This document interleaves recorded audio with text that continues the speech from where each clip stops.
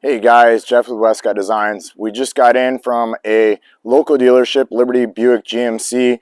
They just dropped off this new 2022 2500 HD Duramax.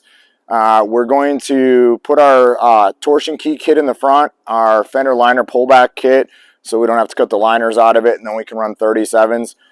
This truck is going to get a set of 37 12.5 by 17 with a Method 309 with a dark gray finish face on it. We're going to do some paint work on this truck. I'll kind of go over some of the things we are going to do, so then when you come back and you can see some of the differences. We're going to smoke all the lenses on the vehicle, front and back.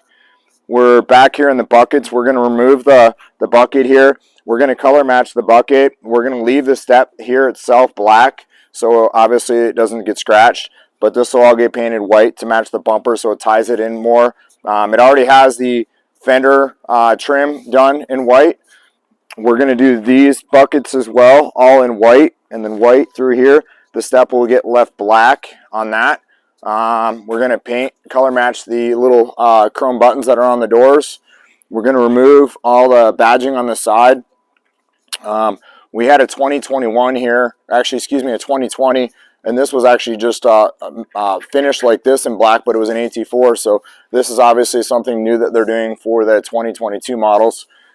This here, we are actually going to duplicate some of this, but we are going to make these out of billet aluminum machined on the mill. And I make them kind of 3D and then do some custom stuff on that.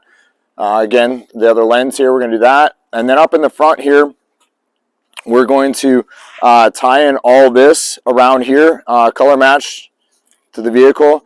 We're going to do the background of the grille in a satin black here. And then the front of the grille is going to be done in gloss black here. And then we are going to do the outer edge of the emblem in gloss black. And then we're going to do the gray in here to match the center of the wheels. And then the outside will match the bead ring on the wheel. These then are also going to get tied in to match the center of the emblems and the wheels, just to add some tie-in on that stuff. These front fog light buckets, we're going to color match those as well so they don't stand out quite as much. So just some things we're going to do to the truck. We did take measurements. You can see the blue tape on the fenders on this. Basically, this truck sits 1 inch lower in the front than the back, so it's 24.5 and 25.5 in the back. So it only is a 1 inch, but that is what they do on the AT4s versus the Denali's, is they have the 2 inch difference in height.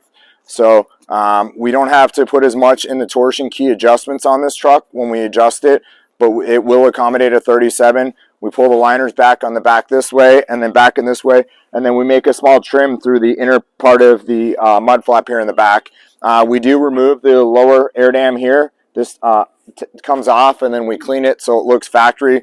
We are going to run the factory Rancho shocks on this truck. With this setup, they work well. We do run a small spacer on the bottom of the shock for an extension to allow for the difference in height. I think the shocks on these trucks, personally, I think they're limited.